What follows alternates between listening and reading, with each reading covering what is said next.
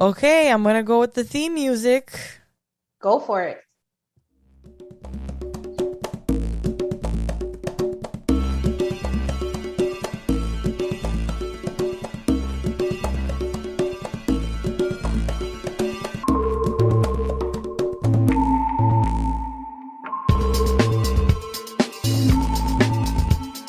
Eso. Merry Christmas. Happy holidays, everybody. Bob's Bongos be my jam. Yeah, moving and grooving. Happy holidays. This is your favorite podcast, The Pot Smoking Moms. I'm Sunny D, and I'm here with my homegirl, Captain J. Feliz Navidad. Hey, if you're a fan of ours, if you like us, if you like what we're doing, if you're about it, please rate us, subscribe, share, be friends with us. Potsmokingmoms.com is our website. Go there, link up with our Instagrams, or, send us an email. You could even talk to us through our website. It's very high tech. Very high tech. If you've got something to smoke, let's smoke. What do you got going on over there today, Jay? I have a J of Northern Lights Sunshine Cannabis. Oh, JJ. J with J. J. Celebrating Sunshine's, I think his birthday was recently, right? Yeah, it was yesterday's campaign or today's. I don't remember. Something like that. We'll smoke in his honor. For him, I'll smoke some of this flowery. I got peanut butter souffle. What can I say, man? Delivery is so sweet. Delivery is sweet. Their flour sweet. And we got a PSM 20 for 20% off. PSM 20 for 20% off. Right. And since we have that discount, I've just been using my own discount because shit, it's 20% off. Yeah. And they've been hitting it. They've been knocking it out of the park. Anyway, PSM 20 if you want to go to theflowery.co and get some delivery if you're in South Florida. Cheers. Cheers.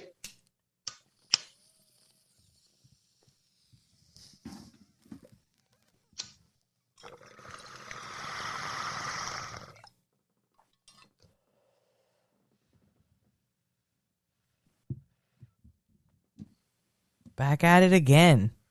Yeah. Every time I take a hit of my bong, I'm like, yeah, back at it again. We the greatest. Your bong's like, welcome back. Haven't seen you in about a half hour. Mm-hmm. Later on in the show, guys, we got a really fun interview with some of the nicest, sweetest people you'll ever meet. TK Sweets. They're one of our biggest supporters, and they've got a lot of fun stuff going on. We'll talk to them a little later on in the show. We hope you check out the interview. Also, we still have on our page, you could donate to the Last Prisoner Project. I think advocating for cannabis, we definitely have to think about those who have been locked up for nonviolent cannabis crimes when we're out here smoking it like it's all good. And they're in jail. Exactly. For just having weed on them in some cases. Yeah, so do your due diligence, man. Smoke one and donate to the Last Prisoner Project. We have a link on our Instagram page. It's real easy. $1, $2, $5, whatever you got. That way you could smoke your weed and think, with a clear conscience. We also have a Pot Smoking Moms Disney trip. Plans for February 11th through the 13th. If you want to go, let us know. If you want to meet up, we're planning on having dinner the 11th. So you could do that, or you can go to the parks with us. Hit us up. So are you ready for Christmas?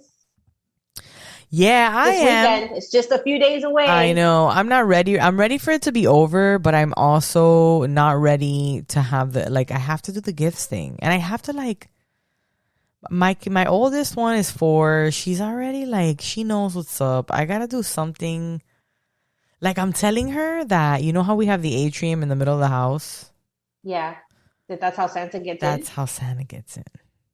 Because you don't have a chimney. We don't. Yeah, I mean, we don't have a chimney, and that's like it's like direct access from the roof, so like it makes sense, right? Yeah.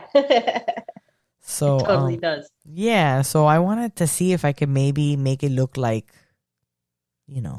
Santa's Snow footsteps fell? or something like that. Snow fell from the reindeers. Some silly shit like that. I don't know. I gotta Google it. This is the first time I try to do any of this stuff because it's like Make it magical. right, something a little bit. I'm gonna make it magical with the cookies that we leave out for Santa because I was gonna say he's gonna definitely eat those cookies. Special cookies for Santa this year. Some edible cookies for Santa. Yup. Are you ready for Christmas? Yeah, I'm just not looking forward to the traveling part about it. I'm kind of nervous. Yeah. I've never traveled during like big holidays like this, like airport wise, Yeah, So- I mean, just traveling in the air in general is kind of a whole shit show. And I'm sure the whole Exactly. pandemic is not making it any easier, so. Fuck no. So good luck to that. But I'm going to New York. My parents are already there. It's only snowing a little bit. It's not as much snow as we were hoping. So if there's not like snow sticking to the ground, I'm gonna go to we're gonna be in Albany, like in the mountains of upstate New York. So Yeah, I'm gonna see if sometimes- there's like a snow place we can go to, like a ski resort place or something. Yeah, I mean, when it gets really cold out there, the lakes freeze over. You can go skating on the lakes out there, which, I mean, I would never do personally because I'm a That's chicken scary. shit. That is super scary. But I've seen it done before. And they I've know been... they do it. Well, no, I mean, I've actually been there. I've seen people skating and I've been like, oh, wow, that seems dangerous. That's cool. But like, I'm seeing it. That's awesome. Okay, bye. You know that there's people that skate. Okay, I saw this on the latest Will Smith, This Is Earth or Welcome to Earth or whatever documentary series he has on Disney Plus. Yeah. Where they're taking him all over the place. It's really good, but they showed these people that like they ice skate on fresh lake ice, and it's still like freezing. It's not fully frozen. So as they skate on it, it makes these really bizarre, like very Noises. weird sounds. Yeah. And Yeah. it's the water down there, like, and I'm like, oh my God, I'd be freaking the fuck out. Yeah, I Like, saw that no, too. Thank you. You saw that? Yeah, I saw I that was too. like, they're crazy. They're crazy. Yeah. Right. I love it. Watching it is amazing, but like It sounds cool. No watching way. it. My fat ass. No, I'm good. I'll watch you. No thanks. So I'm rewatching Dexter because you know that's one of the shows that I said ended terribly. Did you ever watch Dexter? I watched the first 2 seasons and then I was like, okay, it's the same thing over and over again, and I'm good. Okay. Well, I always loved the show. I watched it to the end. It was a good show though. Disappointed. Yeah. The end sucked. I named my dog after him. All right. I had a dog named Dexter. So I always loved the show, but I hated the way they ended it. And they just brought it back, apparently. I guess so many people hated the way it was ended. Yeah. That they decided Rebooting to bring it back to like fix it. Jesus. 8 years later. I don't know. I mean, that kind of that annoys the piss out of me. They're doing that with How I Met Your Mother. That's another show that you and me invested a lot of time in, and we're definitely that was disappointed. an awful ending. There's a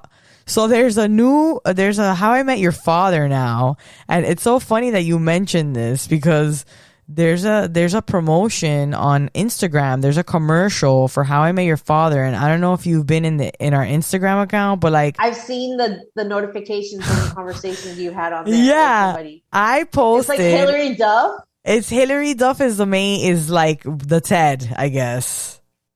Is it like the mom's side of the story?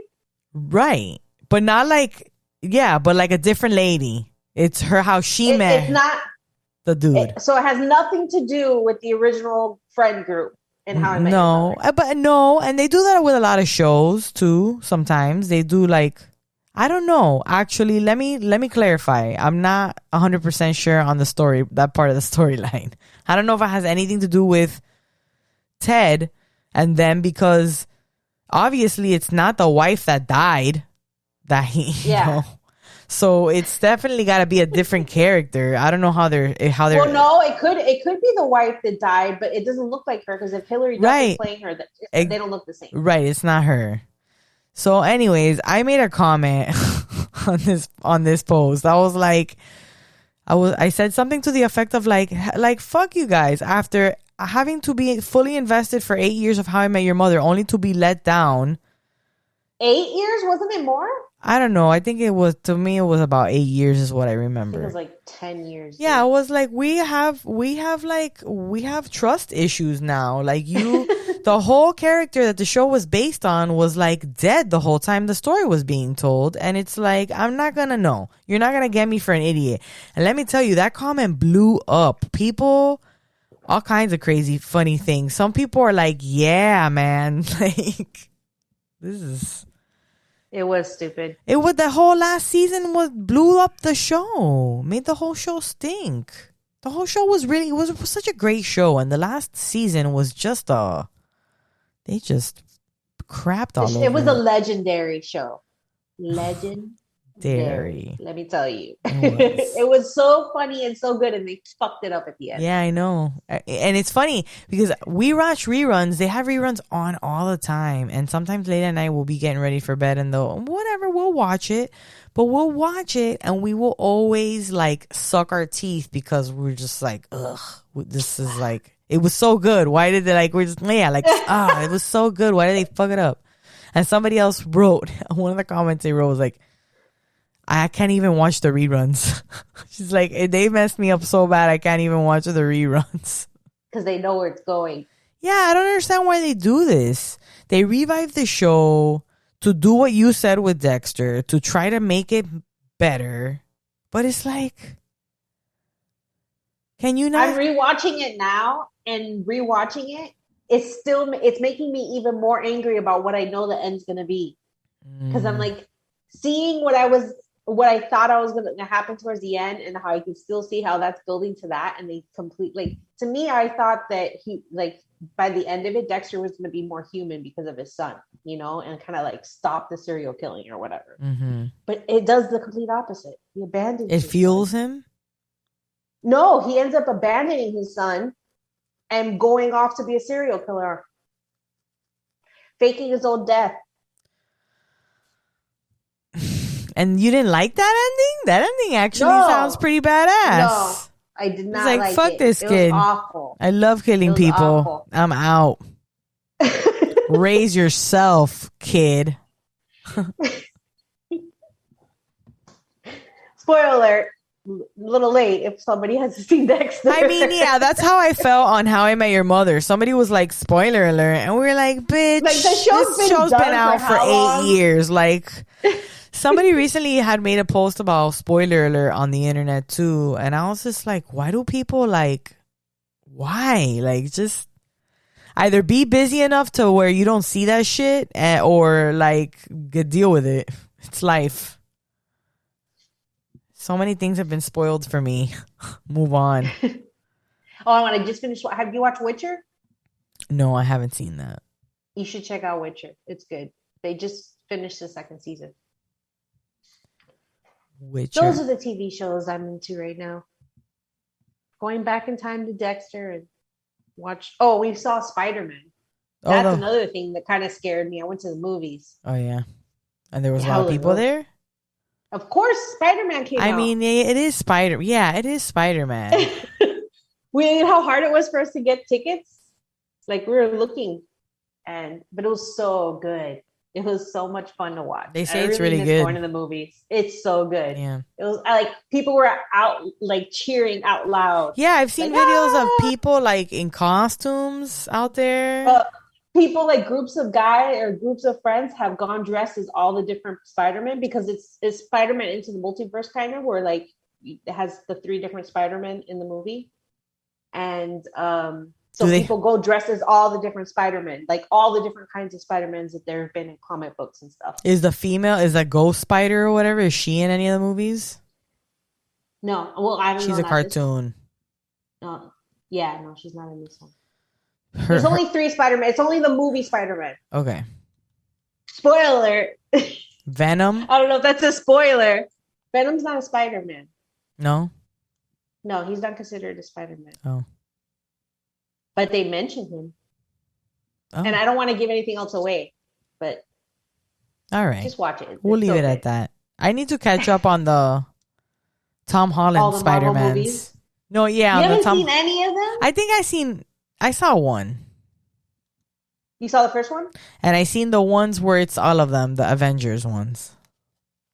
Which made me want to see him. Yeah, he's so sweet. He just seems like such a genuinely adorable. Nice And him guy. and Zendaya are actually dating now. Yeah, right? Okay. Yeah, I've seen that everywhere. He's like, I saw some kind of quote where he's like, I've worked so hard on my career for the last 4 years. I want to take a few years off to start a family. And I mean, he's like 25. And I'm like, what? So young. Okay, about Tom Holland, you have to look up, that show.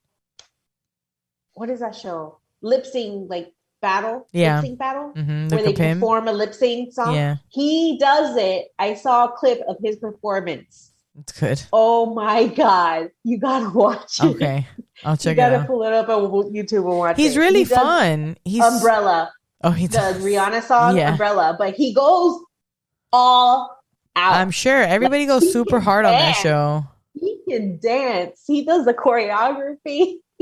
Dresses in drag. Wow, I gotta check it out. Yeah. Yeah. All right. You guys. Favorite segment? You got it.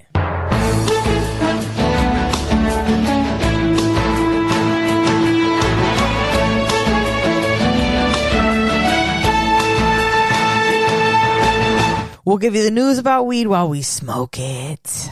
Yeah.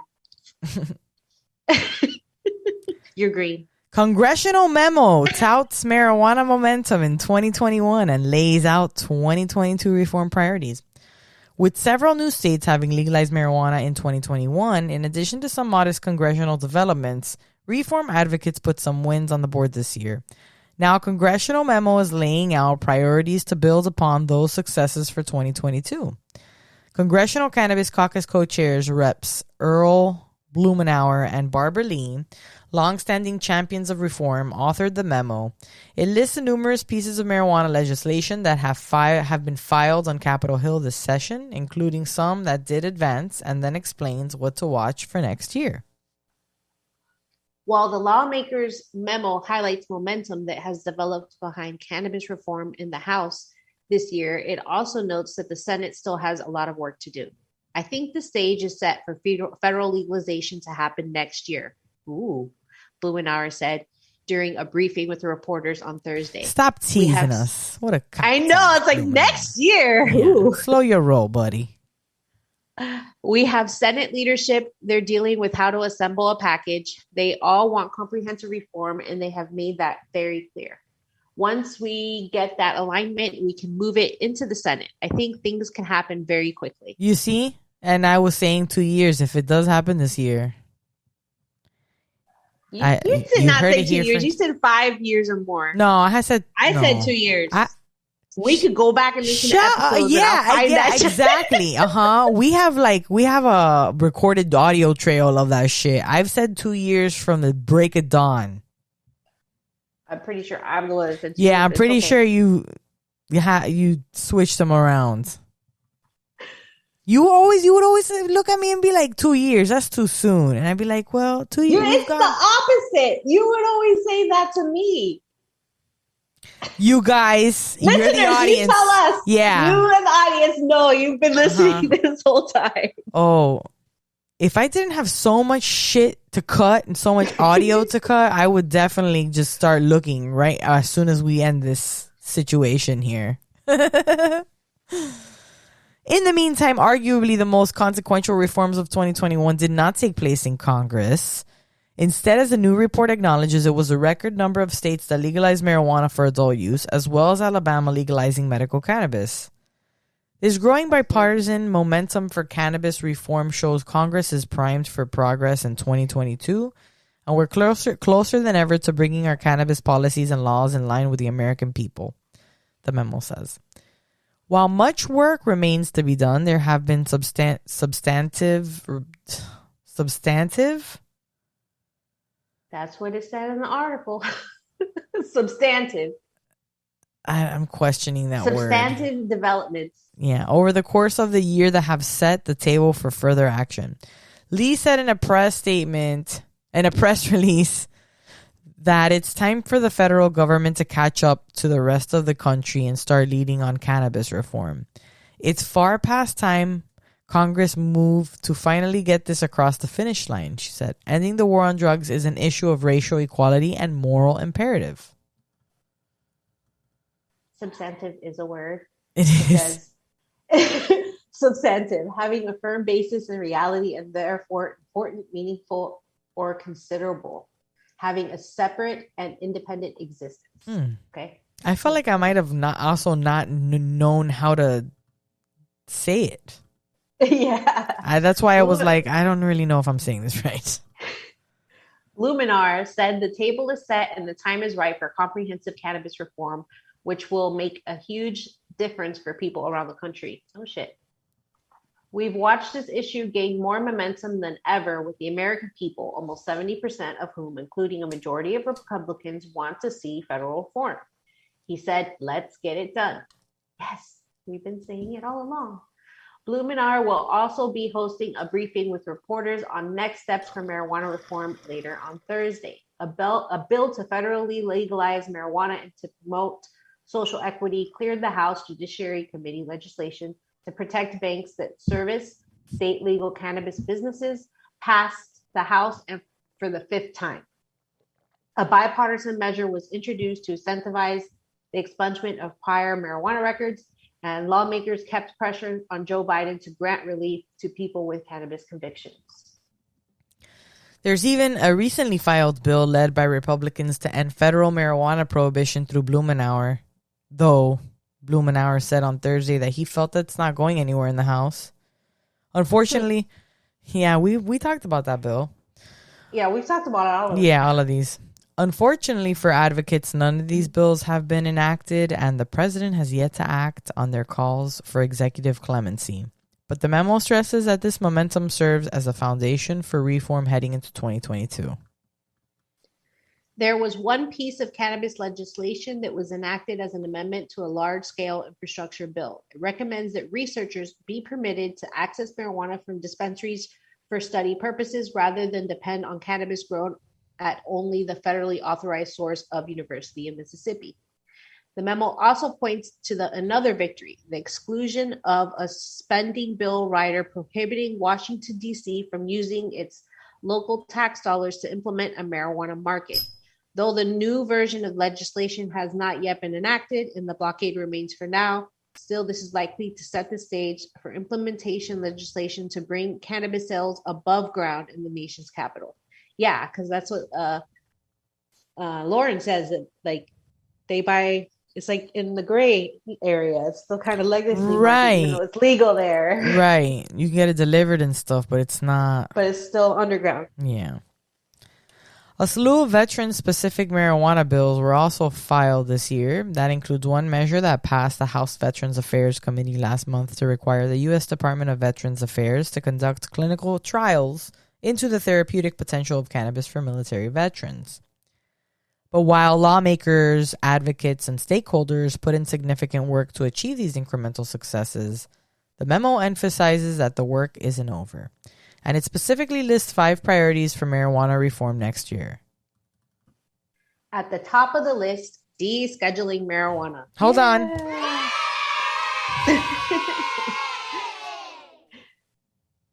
Yes, that is at the top of the list. We are getting closer to passing the MORE Act, the most comprehensive cannabis reform bill to be developed and considered by Congress to date, which would remove cannabis from the Controlled Substances Act, the lawmakers wrote. Legalization must be coupled with equity, they said. That means enacting policies that provide relief to those caught up in the drug war. It's also imperative that the Biden administration utilize power available to the executive to pardon and commute sentences for individuals with cannabis-related offenses, while Congress continues to work to enact comprehensive sentencing reform, the memo states. As more state markets come online, the legislators also said that steps must be taken to ensure that the industry is equitable. Part of that means making sure that people from communities most impacted by prohibition have opportunities and resources to participate in the market. Another priority, promoting marijuana research.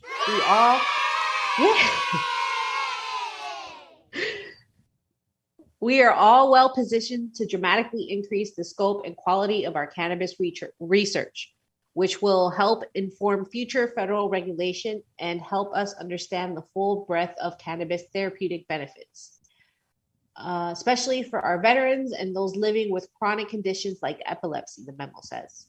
Finally, the document emphasizes that the federal government should not be in the business of interfering with state marijuana programs. It specifically stresses non-interference by the Justice Department, at least until the marijuana banking reform passes the Senate.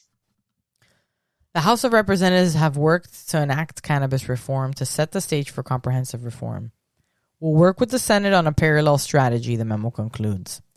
The Congressional Cannabis Caucus has brought together a broad coalition of members from across the country with all their various policies who all agree it's time for Congress to finally reform federal cannabis policy. As we enter another election year, it's more important than ever to seize the moment and heed the calls of the American public, it says. We're poised to take bold action to end the failed war on drugs once and for all. And the crowd goes wild. We love the memo. What do these memos do, though? Like, do they actually put any fire under anybody's ass to do something? I just think it highlights everything for everybody, right? It's like, yeah, look, we're doing all these things. We're trying. Right. We're almost there, guys. It's so crazy. We've been at this for 2 years, and I'm pretty sure I said around 2 years, so I would be wrong at this point, and you would be closer to it because I think you said more like 5 years. It's already over what I said. Yeah. It's incredible that we're still here, but this next story, it's like we're so far into the future, yet so in the past.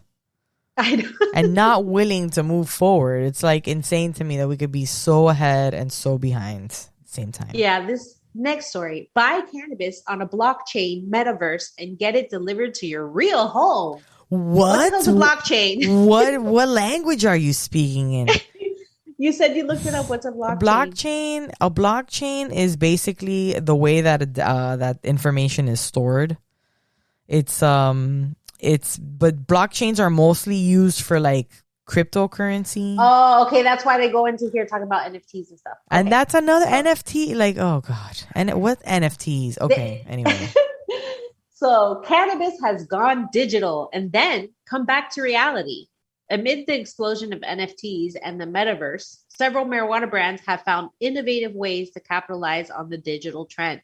However, one company has gone a step further, bringing the metaverse back to the real world. This week, Higher Life CBD became one of the first cannabis brands to launch a real CBD dispensary in the metaverse, offering customers a fun, digital, gamified shopping experience that, unlike others, then translates into tangible product delivered to your doorstep in all U.S. states. What? This sounds so fucking... The whole metaverse thing to me sounds kind of just ridiculous and cheesy. We talked about this a little bit with Miyavi and Riley. Yeah. It's Higher Life CBD. The COVID-19 pandemic has forced many companies to think about safe alternatives when it comes to communicating with employees and customers. For some, that means looking beyond the physical world and thinking outside the box, explained CEO Brandon Howard. Have to say his name so passively aggressively. Quite frankly, Brandon, This is all kind of ridiculous right now. But anyway, we've had to switch to an online universe the last few years. We see great potential in the virtual reality world. VR and AR have changed the game on how we'll go about buying things in the future. And porn. Shopping in the metaverse, but mostly porn. Shopping in the metaverse and then being able to receive your items on your doorstep is groundbreaking and the next big thing. It's a place where NFTs, cryptocurrency, and the cannabis world will coincide. Stop trying to make it sound cool, Brandon. It's not. I mean, for people that spend a lot of time online and that might be starting to use things like the metaverse, it is kind of cool because, like, imagine you sit down, you order food on a restaurant to go, and then it actually gets delivered to your house there, and you're eating, so you get to actually eat it in real life while you're playing. What? Huh?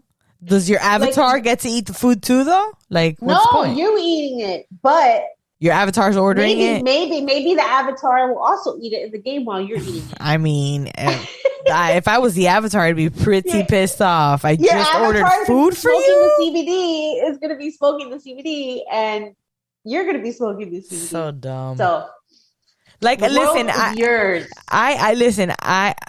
To avoid people, I will do anything. So if I do need to jump into the metaverse, I don't care. I'll do it.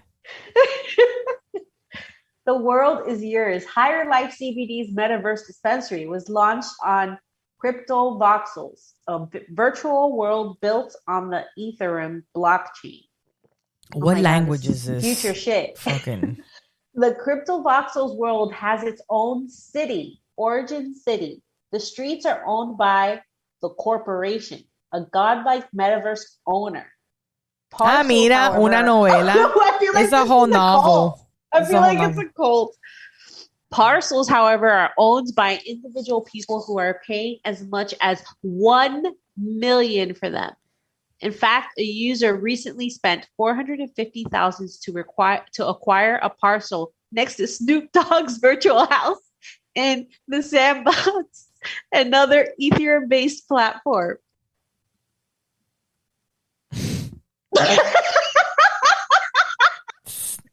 One rich nerd paid $450,000. The richest nerd.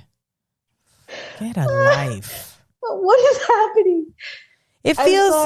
It feels amazing to be one of the first cannabis companies to step into the metaverse. We're able to communicate with customers easier, give them an actual experience without physically being at our brick and mortar store. Makes the online shopping experience more entertaining, said Brandon. I'm just going to say his name like that all the time. Explaining customers can listen to music, get a full inside and outside view of the dispensary, check out all the company's NFTs shown on the digital dispensary walls, and more, all in the metaverse. This is Ready Player One, like, starting to happen. Brandon. Yeah. Brandon is actually following the steps of other tech giants getting their feet wet in the metaverse arenas. Only a few weeks ago, Facebook changed its name to Meta and announced plans to launch its own metaverse. With all this change coming to the way we use virtual reality and what it can mean for the cannabis world, I am so honored that my brand, Higher Life CBD, will be one of the first to test the waters. Brandon concluded. I can't do it like you. When you do what you love, success and rewards come naturally. Never give up on your dreams, and no matter how many times you fail. Aww. Inspiring. Brandon got all inspirational there at the end. Whatever. If you want to buy your CBD in virtual reality, then apparently Higher Life CBD is the brand that's out there for you. Candy Girl also goes meta. On Monday, cannabis startup Candy Girl also announced its Delta 9 THC products in the Decentraland Metaverse. What? Exploiting a legal loophole created by the 2018 Farm Bill. Is that a typo? Do they mean Delta 8? Yeah, it has to mean Delta 8. They messed up on the article. Yeah. It can't be Delta 9 It can't be. Loophole on the Farm Bill. Right. That's only Delta 8. Yeah. Wrong, Brandon. Who wrote this article, Brandon? Who edit, like, what's it called when they review it? Edit? Oh, this is from Forbes. Yeah, who edited this article? Who read it? Listen, look up go and email Forbes. Excuse me. Yeah, be like, Forbes, you got this wrong. Excuse me. Pot smoking mom here. Captain J. I know what I'm talking about. We reported your story. It's wrong. Hey guys, we've gotten here. This is the last one for this year. For the season. This is the last show of the season. Oh, is it? Is it? We have one more. We always go to 10. Oh, my bad. Never mind, guys. Just kidding. Here's your favorite segment. I love you, Miami! All right, guys.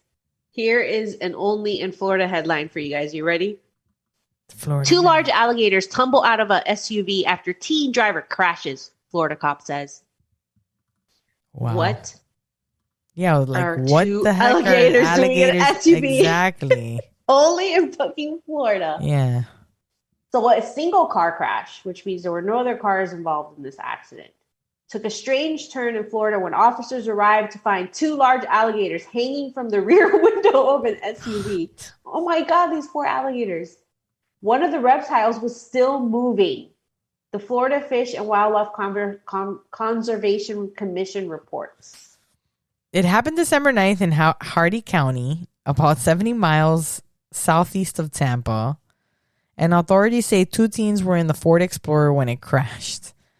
Details of the incident were shared December 17 on Facebook by the commission, which called it the case of the week. Of course. The case of the week. When our officer was asked to assist, it happens so often that they have one every week. Just so we're clear about Florida standards. I don't think they mean with alligators. Right, but it doesn't matter. The fact that they have an incident, a case of the week, says it's enough. When our officer was asked to assist with a vehicle accident involving 2 people and 2 alligators, he wasn't sure what to expect, the commission wrote. He's like, what kind of call is this I'm getting? Once on scene, he saw a 6.5-foot and an 8-foot long alligator hanging from the rear window of an SUV resting on its side. The officer immediately removed them from the vehicle and, just to be safe, secured their mouths using electrical tape. Officer Jared Gadd took the extra step because one of them was still slightly moving, according to his report. The SUV was being driven by an 18-year-old from Hardy County, and he told investigators he and a 17-year-old companion had been fishing that morning when alligators began chasing their lines. It was the younger of the 2 teens who decided to use a large rock to kill the alligators, officials said. The pair then worked together to load them onto the back of the SUV, officials said. Their goal was to take the alligators home. However, it was not clear what they intended to do with the carcasses. What? Yeah. Like, what was their plan? Both teens were charged with misdemeanors for taking alligators without a permit, the report says. Investigators did not say what caused the SUV to flip shortly after the teens left their fishing spot at the Charlie Creek Bridge. Probably because there were alligators moving around in the back and they got scared. Maybe one of the alligators was trying to get to them or something. Yeah, but even if they're chasing you or whatever, after you hit them with a rock and shit, like, why are you gonna go through the hassle of pulling them onto your car and trying to take them somewhere? Unless they wanted to like eat them and skin them. Maybe they're like, oh, we're gonna skin them and eat them and do all those things. Yeah, but you have to have a permit apparently.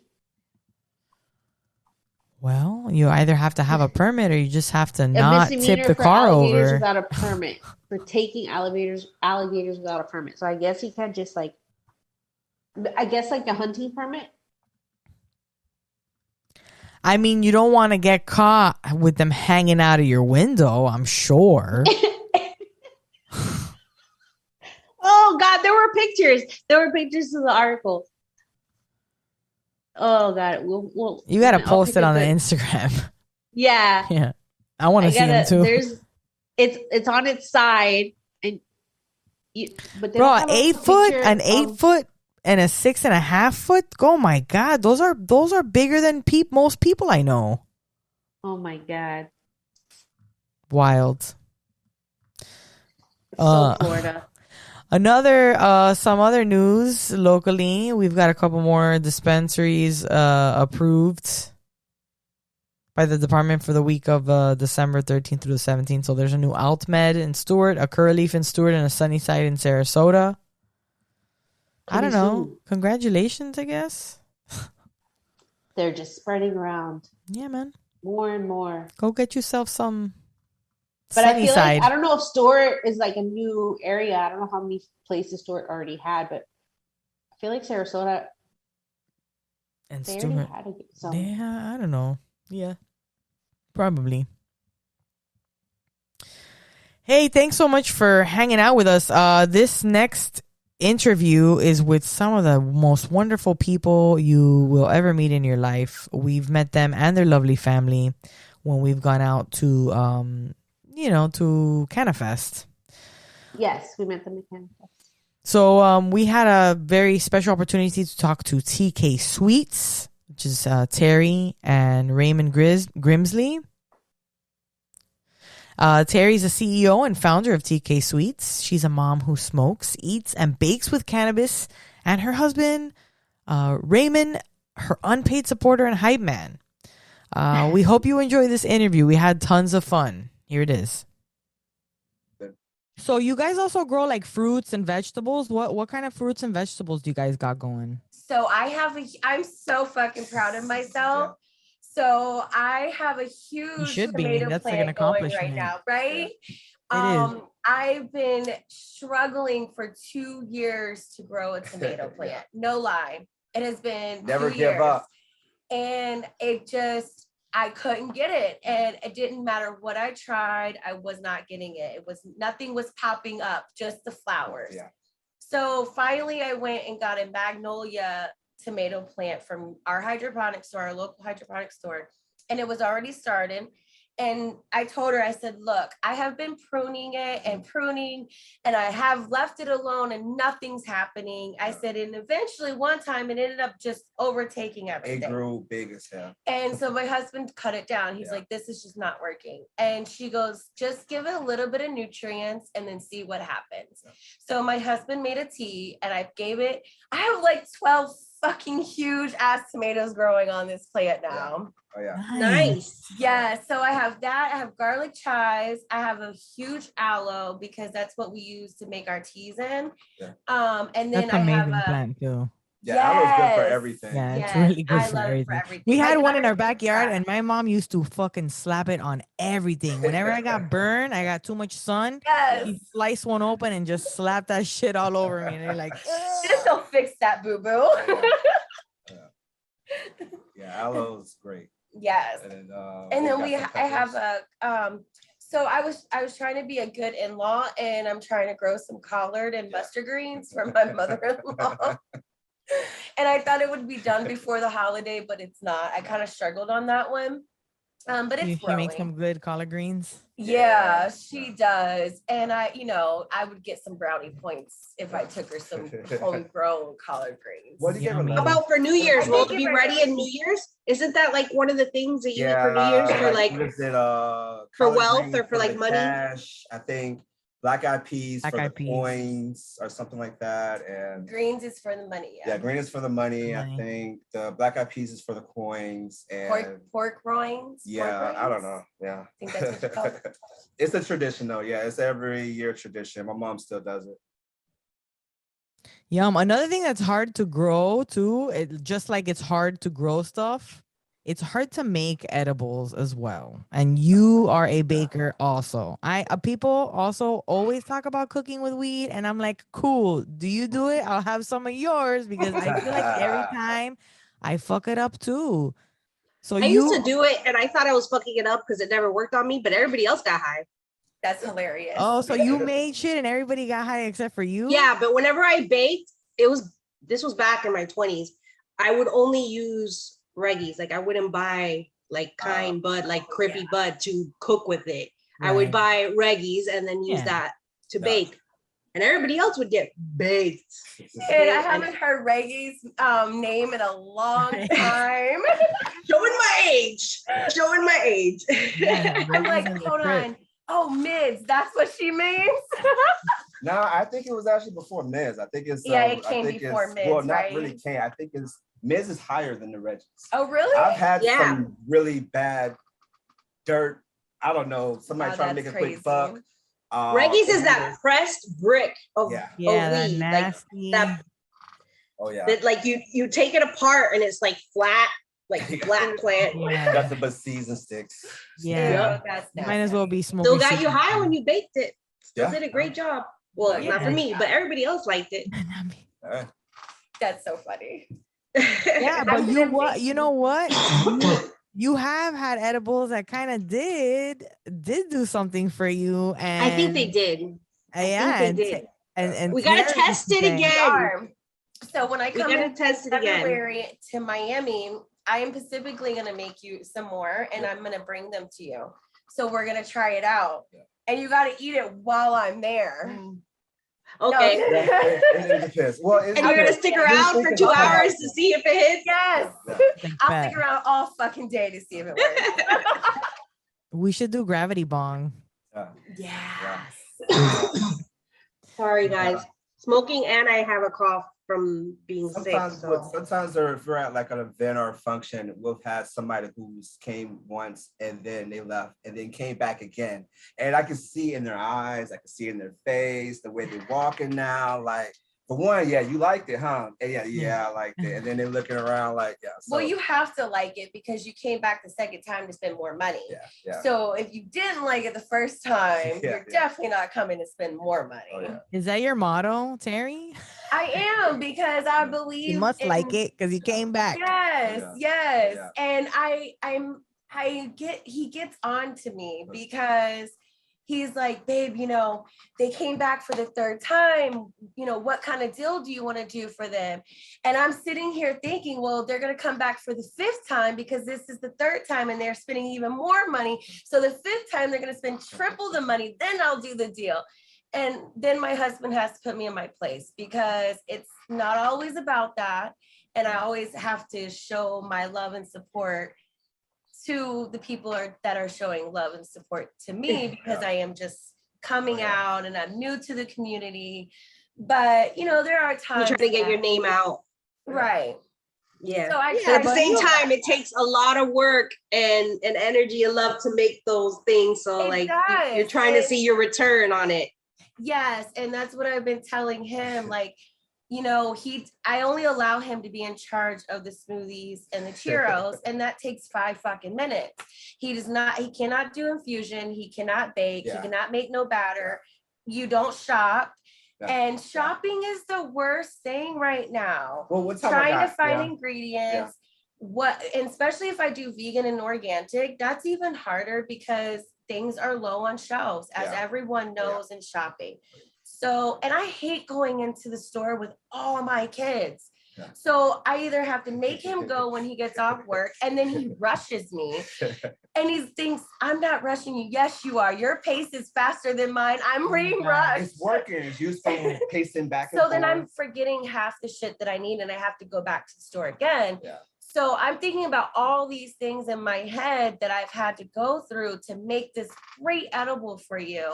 So I want a little bit of a return back on it. I hear you. And like, whatever though, it's work. And too, like, I get customer service, bro, because you guys obviously know how customer service goes. Well, you know what, if you know what good customer service is, like you practice it, And I came up in a big customer service background. So I feel you when you want to like do more for your loyals, right? Yeah. But yeah, you know, Yeah. you want that bread, girl. Yeah, she Yes. gets it. And Yeah. at times when it all She's depends. securing the bag, bro. Yeah. Oh yeah. And I let him do all the nice and love and support and giving because I take care of the finances. Like I pay the bills. He makes the money. He gives me the money and I pay the bills. One less thing to worry about. And he doesn't even know the bank password probably. You know, he barely knows his PIN to his debit card. I think I asked her phone number yesterday. Like I just you know, I have to be that way. But I love him because he makes up for all of that, you know, the love and the support to the community. You guys are such a good balance. You guys are so freaking adorable. That's what I tell her, because we always like, you know, from the beginning, I've always told her we're complete opposite. We are. But how'd you guys meet? Yes. How did you guys meet? When we met, it was from a mutual. I've never heard him tell this story, so I'm interested to hear it. We had a mutual friend or whatever that we known or whatever, and we hung out one night. We went out to go hang out one night. I think it was birthday or something. I don't know. And so it was I was liking caregivers. the friend. I was liking the friend, but I met Terry. And no, he was with the friend. Yeah. Okay. Well, it was so much. It wasn't that serious because obviously. So it was this black dress, and I still tell her to this day, it was this black dress she had on, and we was in the club, and for some reason, it just looked amazing. Yes, I was the one that reached out. And then I busted this lady's nose because I was trying to dance, and I was drunk, I think, probably at that time I was drinking. You gotta realize Terry's from Plant City, so Terry's got the countryside, so we're in this hip hop club. So it was nice that he still remembered me after I did something stupid like that. Yeah, so I was the one that reached out and started communication, and to come to find out, you know, we had a lot more things in common at the time, but I will say it was more physical than anything. It was the physical first and then getting to know you later type deal. And then after a while, it just, you know, her being opposite. He learned my schedule, my work schedule. And he was on my route to work and on my way home. Yeah. It wasn't out of the way either. Yeah. So I went through a lot of those things to get with her. And then we finally, like I said, got together and I don't know, just been together ever since. I mean, it was a whole 14 years. We did the complete opposite. We got together, had kids, then got married. Yeah. Well, we had one and then two. And then no, we had all the kids and then got married. I told you it was physical. Did I not tell? I start the story. It was I did lead with that, I thought.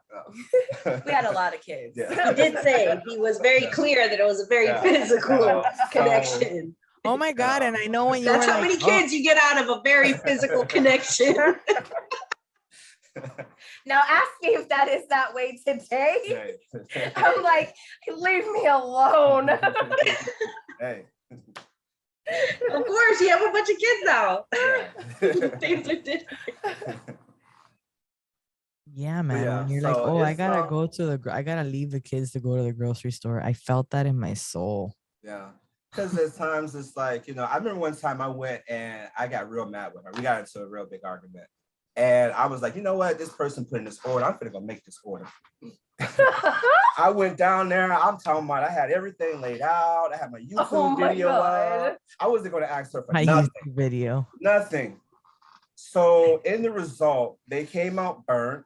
They were just fucking burnt. They tasted they horrible. Were like overly triple. They sunk in very deep. Like it was just. So then at that point, I'm like, babe, I did something wrong. No, he did not. No, whatever. No, he did not. He made this cell. He made something else that was already pre-made. No. So, that's right. I gave her that one, and she was like, "I'll take it anyways." And he was like, "Because she was from a dry county. She was from Georgia, and they don't have much of anything." So she was like, "Hey, whatever you got." I even knew that he sent her. He even did the invoice, all on his own, and it all went through my phone, so I knew what was going on. And so he done met up with her and gave her order. Well, she came by. And I go in the kitchen and I see my brownie tray sitting there. Looking horrible. And I was like, this fucking man. And he knows that gets under my skin, because another thing with me and the business is I want it my way. Oh, yeah. And I started it this way, and we're going to end this way. Oh, yeah. And we're not changing it because people already got used to it this way. And it's if it's the recipe or your customer service or how I want to do family prices and how I want my family involved, it's going to stay this way. And if not, then it's not worth it for me. Yes. And so since that day, I stayed out the kitchen. Yeah. So I just went to social media. And you want your product to be consistent, like it represents your brand. So if this person's trying your product for the first time, you want it to make, and if he doesn't normally do the brownies and that's your thing, it's not going to really represent what you normally make. Yeah. And I'm teaching my daughter about it, the business. My daughter's learned the difference between CBD and THC, and she knows what people are asking for and why they're asking for it, because my number one customer has been with me before I even thought about doing edible business. And her name is Pearl. She's a freight manager for Dollar Tree. And she got to a point where she couldn't move anymore. Her diabetes have ate at her bones. And she's like, Terri, I need help. And she said, I don't want to be high. I've done this for so long in my young ages. I don't want to do that no more, but I need something. And I said, I got you. So I made her some CBD, and ever since she's been taking it. And like she says, every time she gets an order, if it wasn't for you, I would have quit my job, because I can move, I can unload this truck and do what I need to do. And she's her sole supporter in her household. So my daughter's met her through this process, and she learned that. And I was glad that my daughter is understanding that. And so when I'm gone, or when I'm ready to be done with the business, she can take over it. So I want it my way. So when you're getting to that point, you're doing it the same way. Like you said, everyone is receiving this, and they don't want to receive different. Yeah. Oh, yeah. Consistency. Yeah, because definitely when this business has started out, it was just making edibles.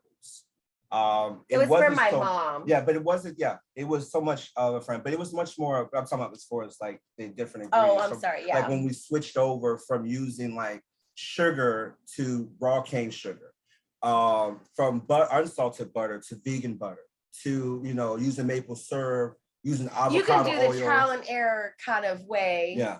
Then that's how I went to the vegan stuff. Because, and it all happened because I listened to Libby Vasquez podcast with you. Episode number 50. Really? Were you doing it for any kind of like so it all vegan? Yeah, it started with your mom. You said that's how it originally started, and then you switched over to the vegan products because of Liv Vasquez. Yeah, because I was like you, Jay. I wasn't filling the edible. I'm sitting here eating a fucking whole pan of, brownies or cookies, and it's not working for me. Like it was, but it was taking this whole amount, and I'm feeling like shit the next day because my stomach hurts from all this shit I just ate. So I'm throwing up until 1 o'clock in the afternoon. And then I could finally get myself together and start my day. Well, by then, my household has slacked. My kids have done whatever they wanted to do. And my husband is pissed because the household's not right. Sugar can do a lot. So I was like, you know what? I'm going to try this out. I'm going to really see if this works. So he said, why don't we take, or I seen Livy post, she was doing a virtual class. Well, I started off the diet of doing with Dr. Sebi of his alkaline. That's how I started learning about more of the different types of food and stuff that we started to eat. And then he would be so mad because he keeps saying, I'm telling you to do it. You should have did it. You should have did this with me. You should have detoxed, all these things with me. And it would have made you feel better. And he was right. But I didn't listen to him. I didn't want him to be right. And then I listened to Livy and I was like, I'm going to try this. So then he was like, oh, so it takes somebody else to tell you for you to listen. And I'm like, well, But it's the way Livy broke it down. Yeah. It's basically how your body digests things. And when you have more plant-based foods in you, your body can digest it better than anything else processed. Yeah. So he did teach me, like I would ask him, okay, well, what about these fruits? Because we thought about he wanted to do smoothies. So he would tell me different things about the fruits. And then that's what made me start actually doing the garden with my daughter. And I was like, okay, we're gonna do this. We're gonna go for it. Because remember, anything that does not have a seed in it is man-made, basically. If it doesn't have a seed in it, it's man-made. And it doesn't mean that I don't eat bad, because I do. But I am trying to eat more organic, and I'm trying to be.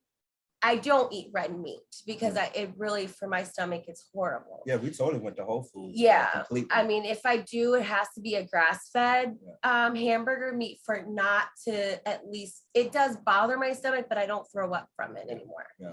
So I started thinking, okay, well, I can't be the only female that's having these issues. Yeah. So I'm looking, and I researched about my gallbladder. And, when you don't have a gallbladder, you're not supposed to eat like poppy seeds and fried foods and a lot of grease and stuff like that.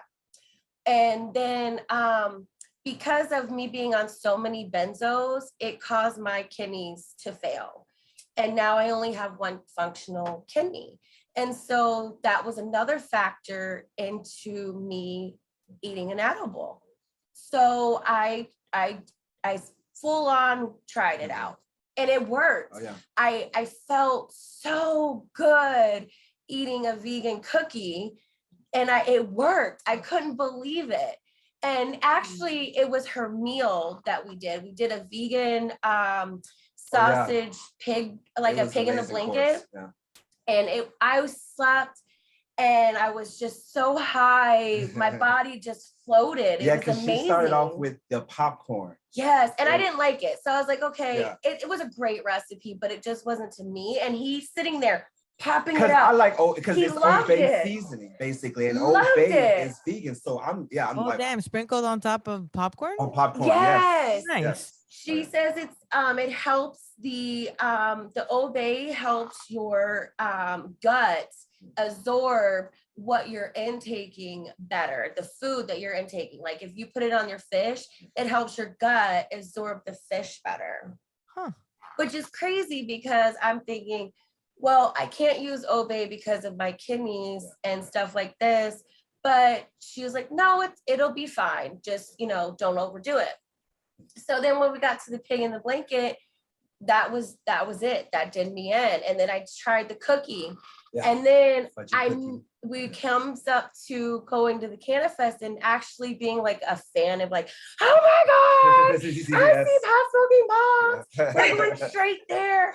And we were in this long fucking line forever. And you guys were like right there. And I just kept looking. We're almost there. We're almost there. And when we was in the line, I specifically told Terri, I said, hey, Terri, next year, we're not waiting in line. Yes. We're not so hold on. Yeah. So I finally get to you, and I give you the goodies, and it was the cookies that I made for myself. Yeah. And I was like, okay, we're gonna try this. It worked for me. Now we're gonna see if it worked for you. You're so yummy too. I had somebody else at the same time, and I said, so we're all three gonna do this. Yeah. And I'm assuming that we all three can say that we're good, but we'll confirm that in February. Yeah. For sure. Because like you say, it was a long day. And when you get home after being that, because after doing the events, I felt your pain that night of saying how tired you can be. And we were just spectators that night. And then when we were like, okay, maybe it's not that bad. But then when we did Mount Dora, oh my God. Oh, when you became a vendor? Yes, we were like, oh, you had to be like, hi, how you doing? It's extremely exhausting talking all day. Yeah. That's really hard for me, like being extrovert all day long, like, so, for many hours and meeting many different people. And then our events were like both of them were at speakers.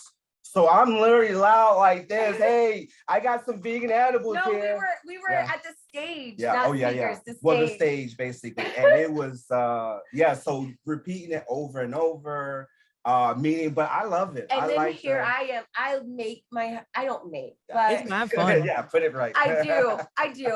I love people, but I'm not there. I just not. I know. You're It's an hard. you're an introvert, probably. I feel like I'm an introvert. I am very social, and you'd never think, but I cannot do it all the time. It is really Right. hard. And after Yes. you've done it all day, with your smile, man, it's like, oh, I gotta go. And then Jay I starts beg, packing yes. up early. Jay starts packing up early, and I'm like, all right, bro, let's I go. was done. I was like, I can't do it anymore. When Like, like, he okay. sees it's them not like the that, feeding the people. It's just that being all day. That's just me normal. Like, exactly. I'm exactly like D. Like, Yep. when you put me in a social setting, I'm social and I'm very extrovert and I have a good time. But that's usually going to be just, a couple hours at a party or whatever. And you're just going to talk to a few people.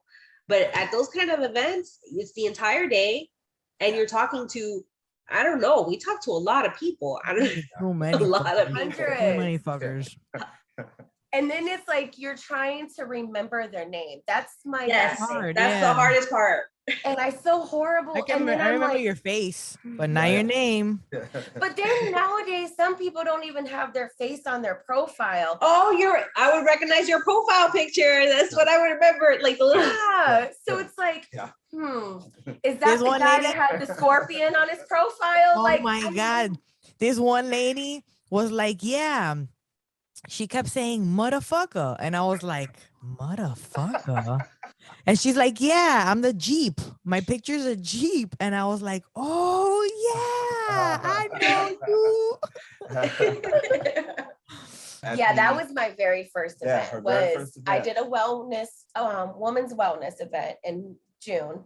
And I really something was telling me that I really needed to, if I'm doing this because of my gallbladder, why am I not sharing this with other women? Because I can't be the only one that's having this issue.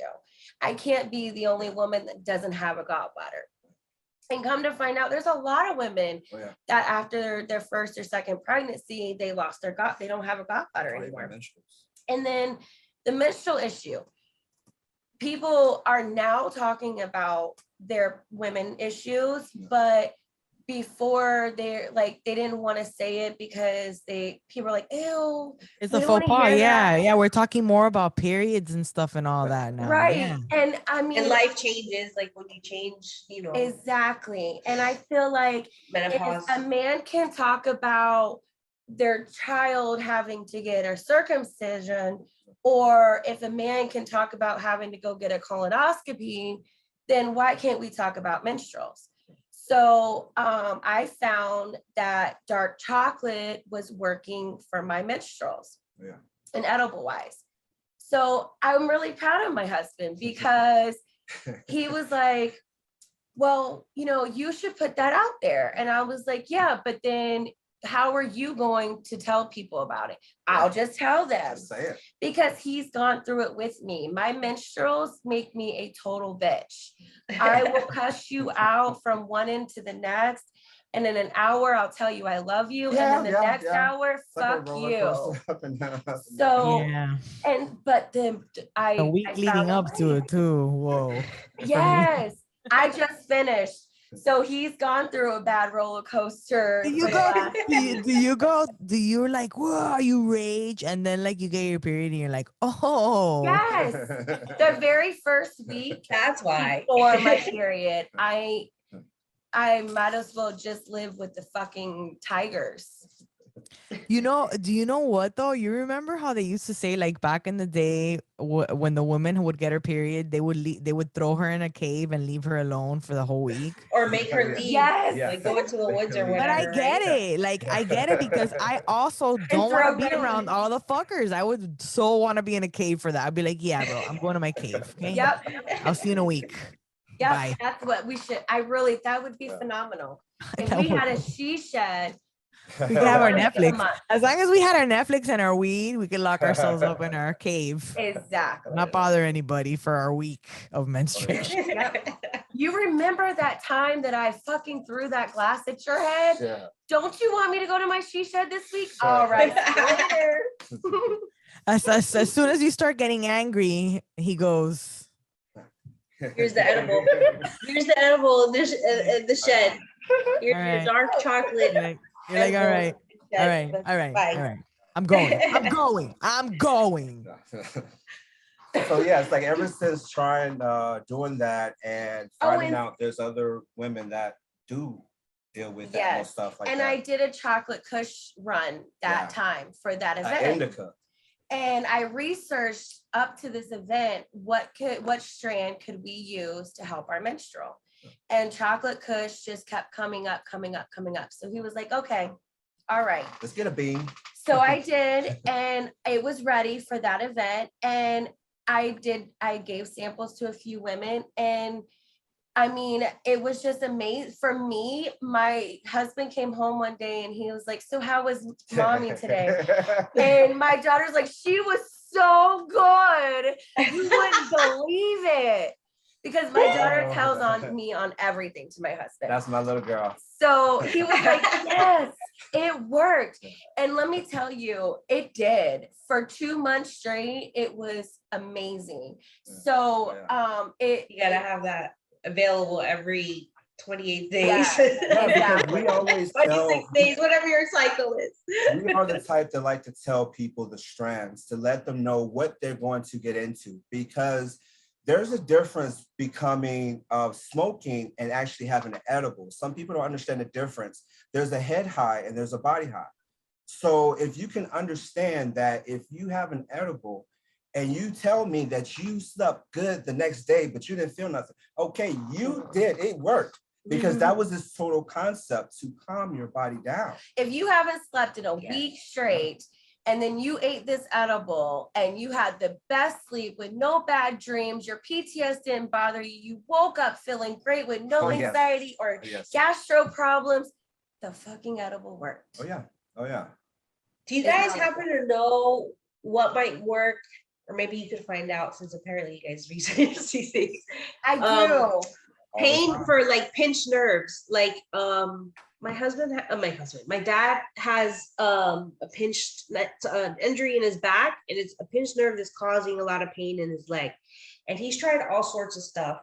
And I even got him to start trying like using a tincture of CBD for a while.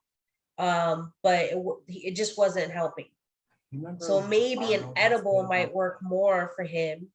Because like CBD wise, you saying, Jay? Yeah, it has to be CBD, no THC. So why don't you put want to get high CBG in it, mixed it with some CBG? So maybe some CBG. Yep, and do it in edible wise. Yeah.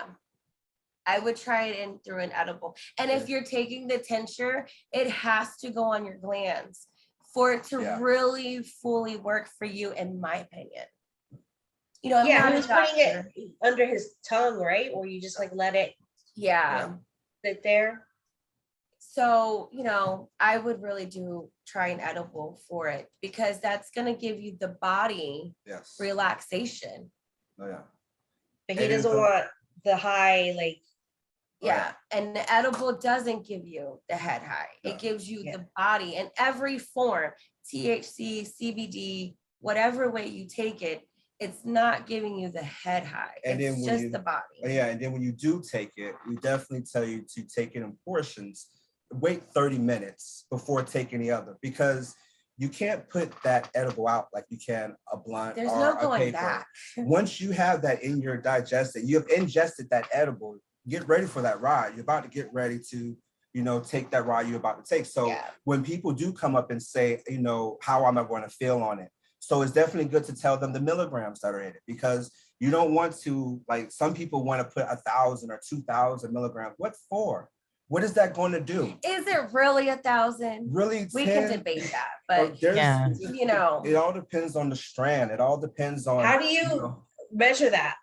That sounds complex to be able to measure the dosage. So you're just telling me that you just took a batter, say your batter of cookies. This is the best way I put it in their head. If you can make 20 cookies out of your batter, you're telling me that you may have made a fourth of one cookie to make it 1,000 milligrams. Yes.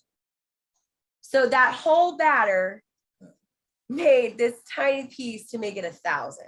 Right. That's fucking bonkers. That's why It's magic. That's why some of the times I see the labels on some of this Yeah. underground stuff. Yeah. Yeah. And I'm like, 500 fucking milligrams? How is this 500 milligrams? When they actually break it down and then add up the percentages, that's how they get. And then most of them, like when they go and put that percentage or stuff on an edible, many don't put the concept that when you put that and decarb it in the oven, your percentage done went down already. Yeah, some of them check it before they decarb so it. you got like T checkers that are out that you can be able to dose and see how much but they're not doing that. They're just giving you an estimate. The percentage before it's decarbed. Yeah. And then that's how they can give you like a distillant. Yeah. So if you're going to take a distillant and put it into edible, whatever that percentage is, that's going to be your milligram in your edible. And they haven't even cooked that brownie or that cookie. Yeah, 1,000 milligrams. I can't even get like a syringe of distillate from fucking any of these dispensaries for 1,000 milligrams. Right. Yeah. You're gonna tell me you made a batch of cookies. How many fucking distillate did you have on hand? Yeah. A lot of times they accumulate the whole infusion into that one batter instead of breaking it down to, hey, I just used 2 tablespoons of this. So it's not no longer 3,000 milligrams or however you say it. It's however you broke it down, the tablespoons into that edible. Yeah. And how many, like she said, how many you made out of that and batch. Then that's what hurts us. Like me and Angie, and she may kill me for saying this, but it hurts us because sitting here listening to these people that came from Tallahassee this last week and my Zoom meetings, they're like, okay, well, there's a problem with you guys with edibles. And it's like, not us. Yeah. I have labels. I have everything to the T for you. I may not have every I dotted and every T crossed because we're in the cannabis industry. Yeah, at the end of the day, who is really fucking legal? Yeah, we are abiding by every home and cottage law there is. And as of January 2020, they took away the infused home and cottage for people who was doing home and cottage infusion edibles. Yeah. And so it is really a fighting challenge for us right now as a edible business. For those who don't know, home and cottage is just like the legalities of being able to operate a small business and offer any kind of baked food goods. really. Yeah. Like your label font has to be 10-inch font on the label. Yeah, they have a big thing like a have sample. to have your address on it, have to have the ingredients, the ounces on it, and your business, of course, and how to contact. It has different ways. You can go on Google and look up the different, but it's and like I said, we go and we use like a different kitchen, like a restaurant, to go and do and stuff and bake it. So and you have to put that address down. Yeah. So if you made it at that place, you have to put that address down. Yeah. But if you have your LLC, you have to put that down too. And that there's so many different things. But then at the end of the day, it doesn't really matter. You went through all this. They could still get you because we're not all legal. Here I am. I've been in the medical field since I was 18. And I went through a really bad time when my mom died. And so I kept going back every month and I kept saying this 4 milligram. I started off with 1 milligram of Xanax for my first visit. And I said, this 1 milligram is not working. I got 4 milligrams of Xanax. I got put on Prozac, mini press, and Zoloft. I go back the next month and I said, this 4 milligrams isn't working. I need more. And I knew the doctor. Building tolerance to all of that stuff? No, I knew the doctor. And I was in so much, pain and my grieving with Yeah. my mom that I just wanted to get more and more and more. And I knew the doctor and I kept saying, it's not working. It's not working. So she's okay. Yeah. Okay. And so finally, when my mom passed, that was when we passed medical marijuana for Florida. Yeah. And he says, you need to go and you need to get this. Well, what was very was moving because my mother-in-law knew nothing about. She knew about cannabis, but she didn't know nothing of it. You could probably partake around her, and she would not know the difference. So the fact is, when it did get put on the ballot, she actually did vote. I took her. Yeah. I remember driving her to, now it's a church, and I took her and I was walking to the door and I said, so what do you think that you're going to do for this medical marijuana? And she goes, I'm going to vote. Yeah. And I said, really? And she goes, yeah, it's going to help people. Yeah. So I was shocked. Yeah. And I had to tell him, I'm like, you won't believe this. And it would surprise you how many people that's one thing that everybody agrees on. Is that the plant is helping people. Exactly. And that's where. And at that time, it was just getting put on the ballot to vote. And my mom was already really sick. So by the time it passed, my mom already passed. Yeah. And so I didn't get the opportunity to get her on that program and let her use that plant medicine to make a difference. Yeah, it's like I wish to change things for her. Yeah, like if we knew what we knew now, and Stephanie, it would have been different. And stuff her like life would have still been on this earth, in my opinion, because her diabetes took over her heart. And here I am having a person that's buying gummies from me that has the same issue as my mom. Yeah.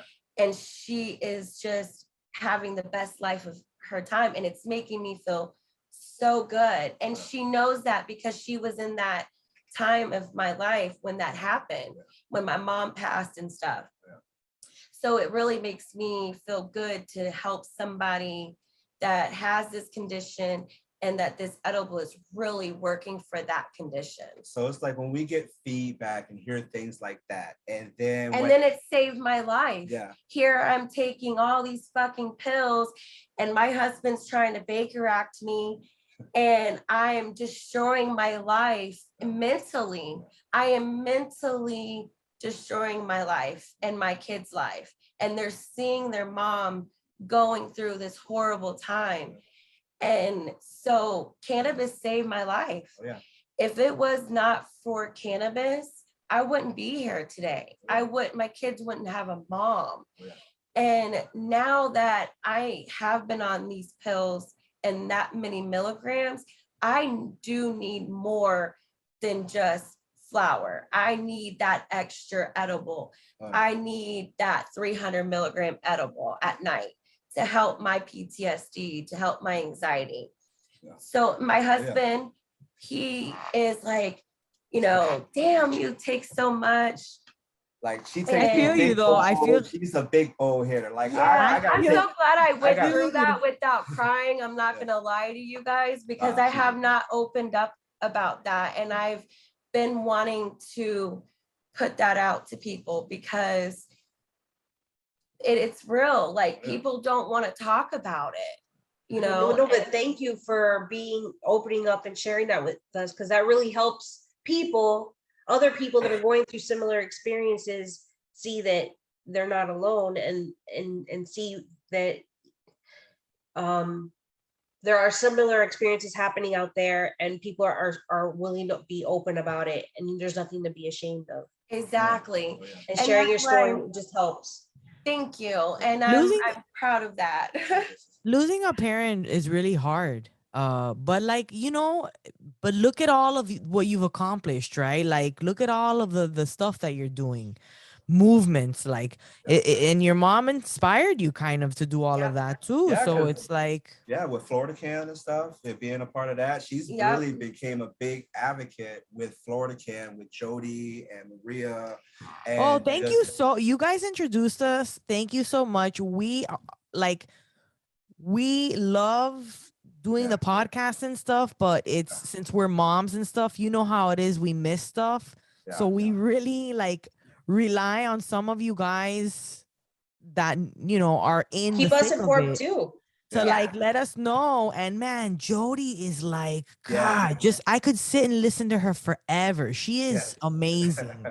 She's very educated. Oh, She's yeah. very smart Oh, yeah. in what she knows in the cannabis. But I don't look at, I'll be crazy that I say this, but I look at her because she has a son and she got into this when her son was my kid's age.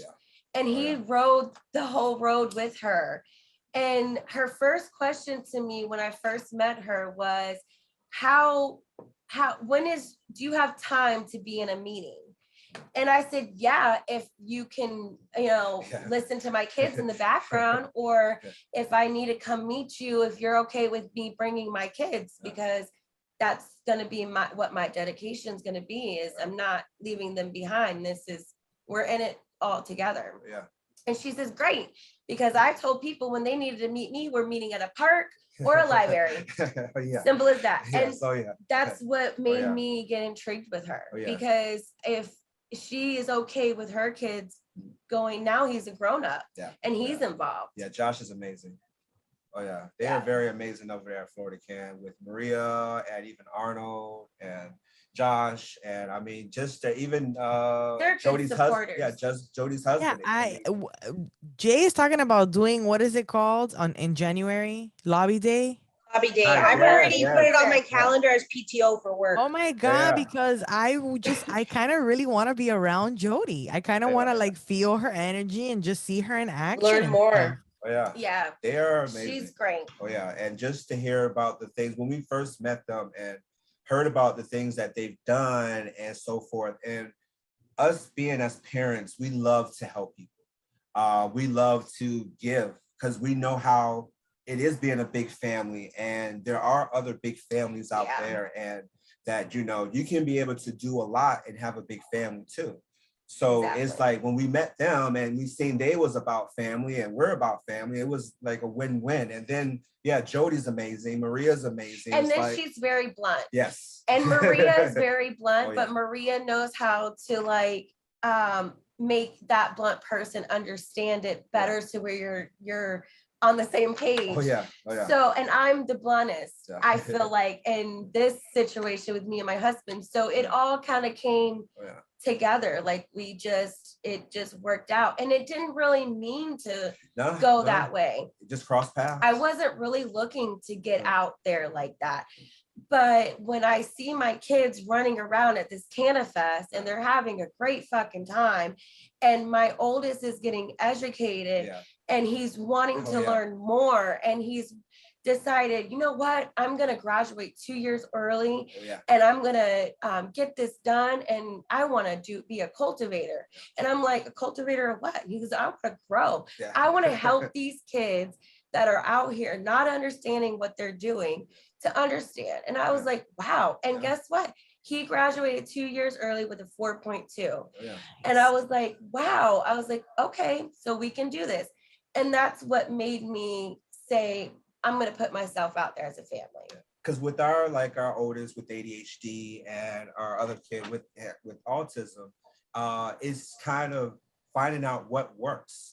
And there's a certain strand that works for this one, and there's a certain strand that works for this one. So we did start getting more intrigued in what strand did this. And it goes all back to me researching different things and different plants and why this plant's going to help this, and will this plant help that, but cause this to happen, because I have this ADHD kid that's jumping from the ceiling to the fucking wall, to the bed, to the bathroom, and taking apart all these baseballs, sneaking out the house and trying to figure out if he wants to join a gang, or if he really wants to be a good kid, and does he want to do this drug, or does he want to drink this alcohol. So what are we going to do? So that's when we said, screw it. We're going to all sit down as a family and we're going to educate each other.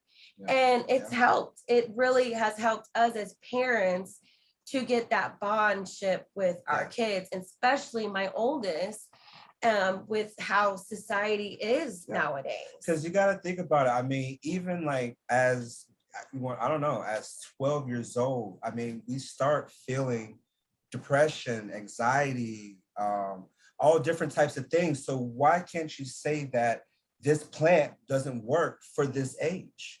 So, you know, when you start implementing that into your family, you'll find out that things will change. Like she gave a testament of 4.2.